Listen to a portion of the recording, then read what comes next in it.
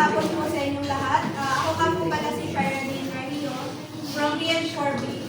At mag-aakayo ngayon as grade 4 student. So yeah. Maaari na bang magsitayo ang lahat para sa ating pangbuhat ng ating the name of the Father, Son, the Holy Spirit. Amen. So bago kayo maupo, tingnan niyo muna kung may kalat sa inyong ilalim at bantayin ang inyong mga maaari na kayong maupo. Magandang hapon, grade 4 students. Magandang hapon din po.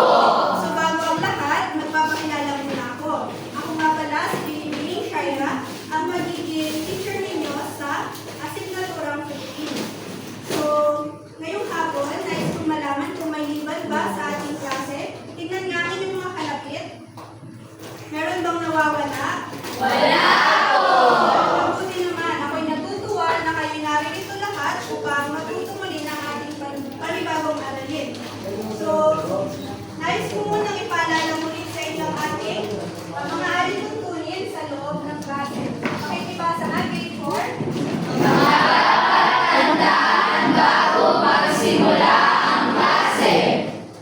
Ako ay aayos ng upo at hindi maglilikot. Ayan, maayos bang inyong upo? Opo. Husay. Pangalawa, Ako ay makikinig sa aking guro. tanda na po bang makinig? Opo.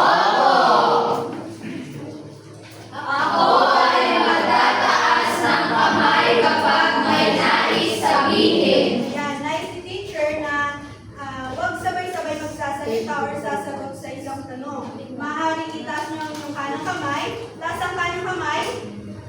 Ayan. So, kapag may nais kayong sabihin o nais ninyong sumagot. At panghuli, Ako ay gagawa ng tahimik para hindi makabala sa iba. ayan, maaasahan niyo po ba ito? Opo. Ayan, sa isa.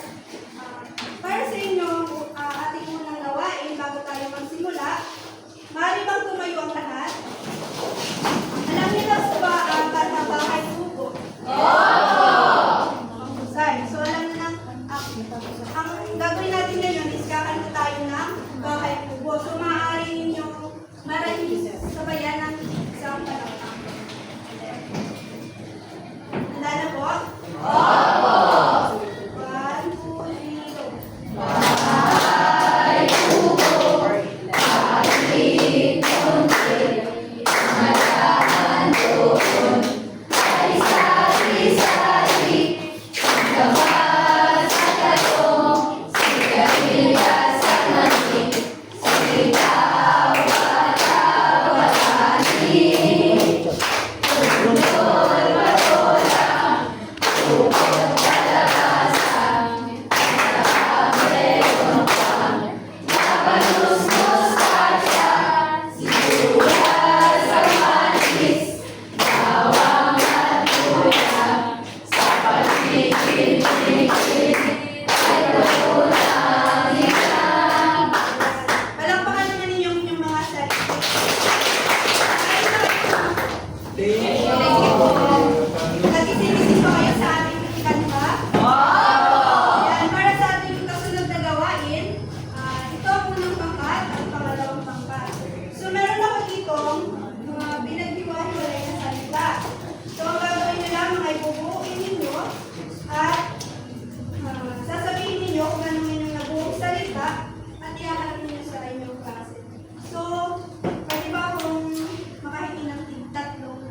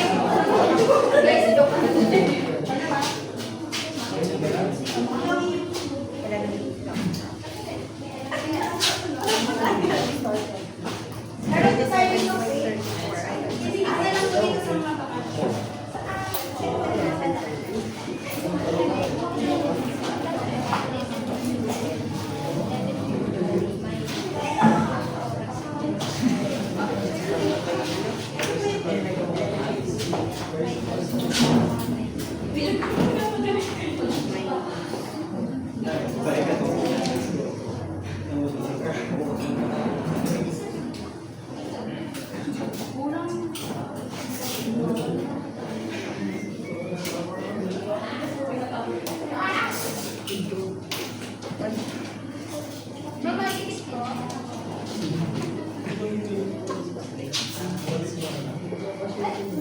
Sorry.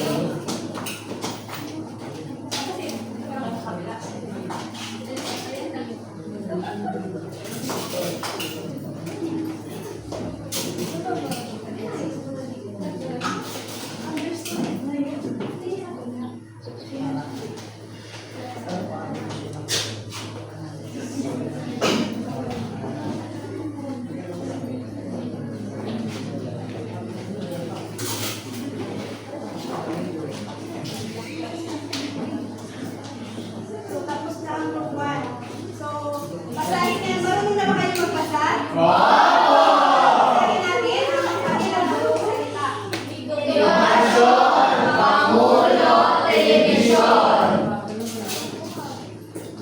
Para sa ating pangalawang pangkat, meron tayong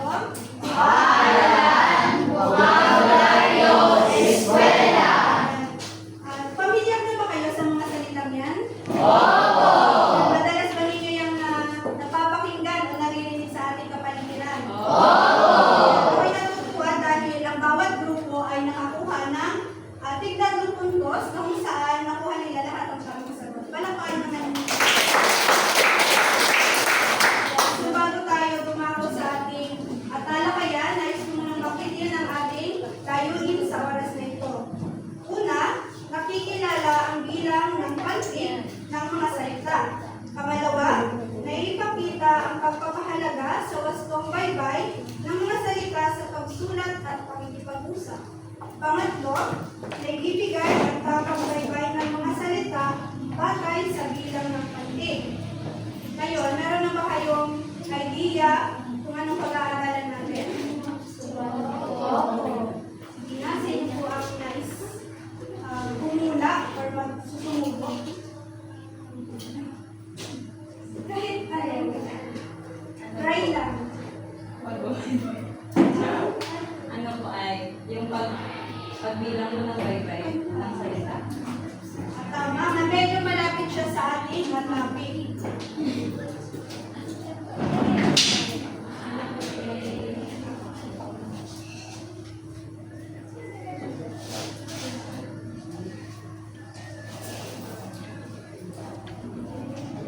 So, ang ating pag-aaralan ngayon ay pagkilala sa baybay at pagting ng mga salita. Maaari ba ninyong basahin? Ang baybay ay tumutukoy sa wastong pagbigkas o pag-isa-isa ng letra ng isang salita. Ito rin ay paraan ng pagsulat ng mga salita gamit ang mga titik ng alpabetong Pilipino. So, nakikita niyo, meron tayo itong example ng isang salita. So, mahalaga pala na malaman natin na ang bawat letra nito ay nasa tama or wastong baybay. Or sa madaling salita, yung spelling.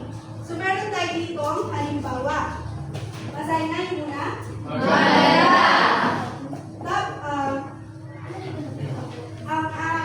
Ang wastong baybay ng salitang maganda ay letter. Isang titik lang. M. Maganda. Pangalawa.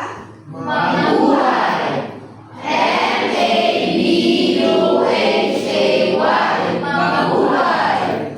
Kagamitan. K-A-G-A-M-I-T-A-N. Kagamitan. Panghuli. Papel. P-A-P-E-L.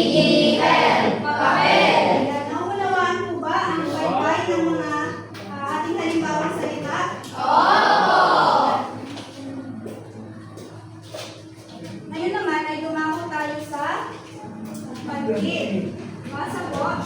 Panay ang salita na binibigkas ng buo at karaniwang naglalaman ng isang tunog. Yan. So, meron tayo ditong halimbawa. Kung dito, isang salita or isang buo na maganda, dito naman, babanggitin natin siya isa-isa. So, ang una nating halimbawa ay Maganda.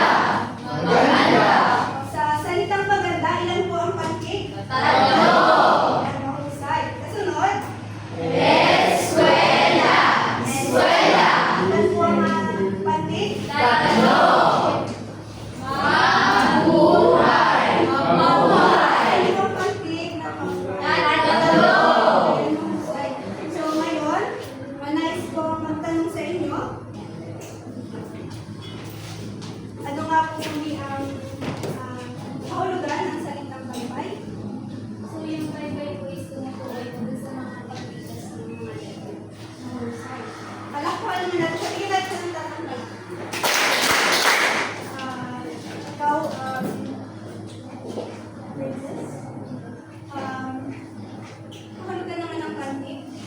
So yung pantig daw po ay yung pagbigas po dun sa mga benta, yung pagbigas po sa mga person. So, ibigyan din natin siya ng tatlong palakpak. Ngayon naman, sino makapagbibigay sa akin ng bye-bye ng salitang lapis?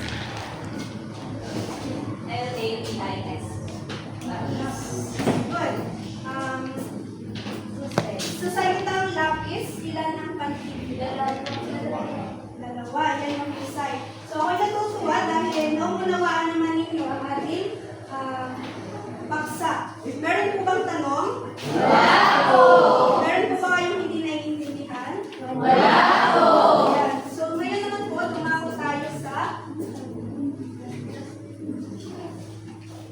ating kasunod na gawain.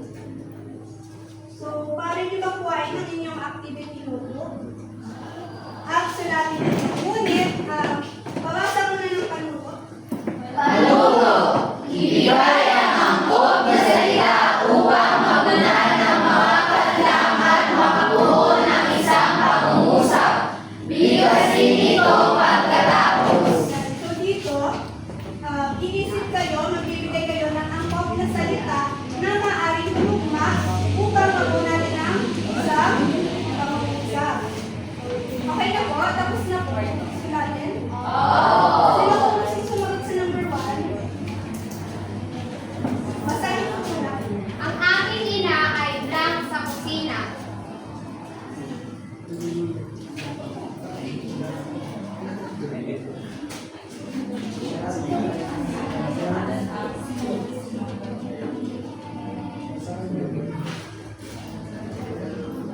Ano ang iyong sagot?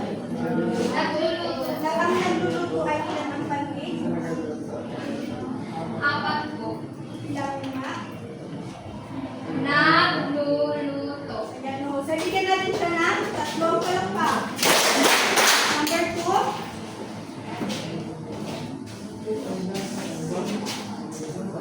Okay ba po? Si ate ay nasa kanya.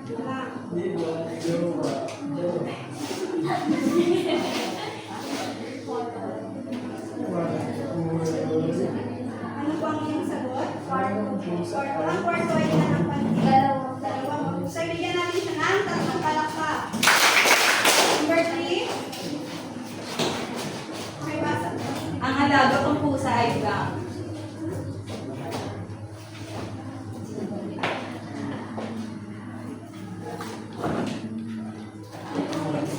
Malambing po. Malambing. Ilan ang pancake ng salitang malambing? Tatlo po, malambing. Very good. Palakpakan ko natin siya. Number 4. Okay ba?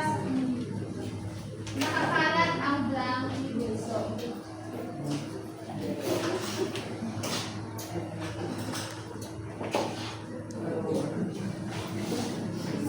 Ano po yung sagot? Ilan pong pancake meron ng laruan? Tatlo. Very good. Bigyan natin siya ng tatlong palakpak. Number 5.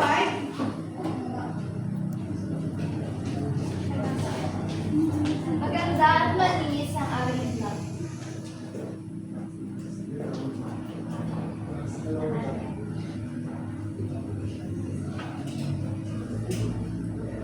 Ano pong yung sagot?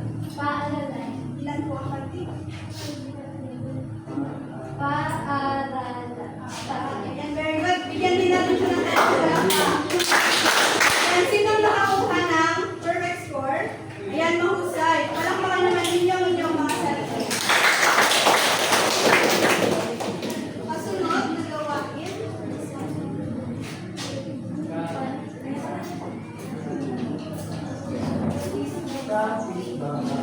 O, ay susulatin niyo din sa inyong mga activity notebook. Pakibasa mo muna ng kanito. Panuto, isulat ang tamang pantig ng mga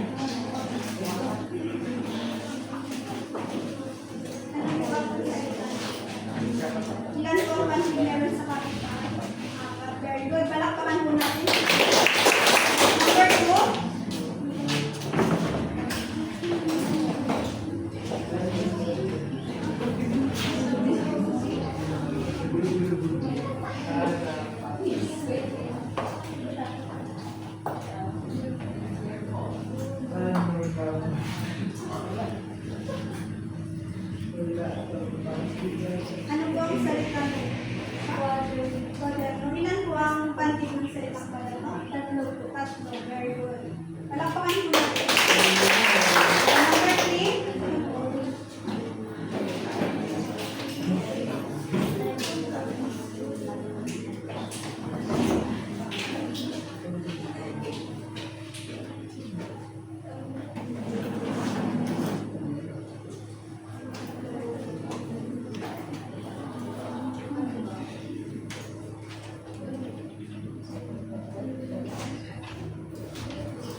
Ano po ang salita?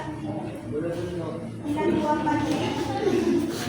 5 po. Very good. Palakpakan po natin. Number 4.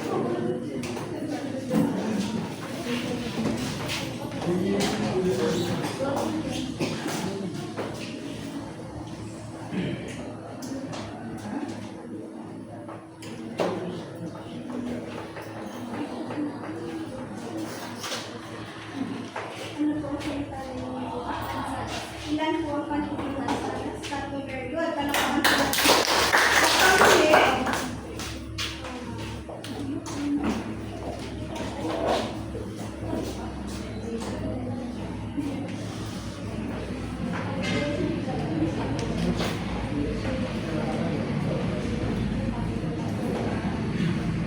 ano po ang salita ninyo? Salamat. Ilan ang pantig ng salamat? 3. Very good. Palakpakan po natin. Yan, grade 4, nauunawaan na ba ng lupusan ang ating pinag-aralan ngayon? Sorry. So, para sa inyong takdang aralin, makikilabas ng inyong kwaderno upang sulatin ang aking sasadalhin.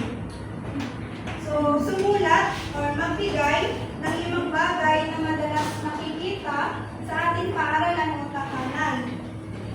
At isulat din kung ano ang tamang baybay nito at kung ilan ang pantig. Nauunawaan ba?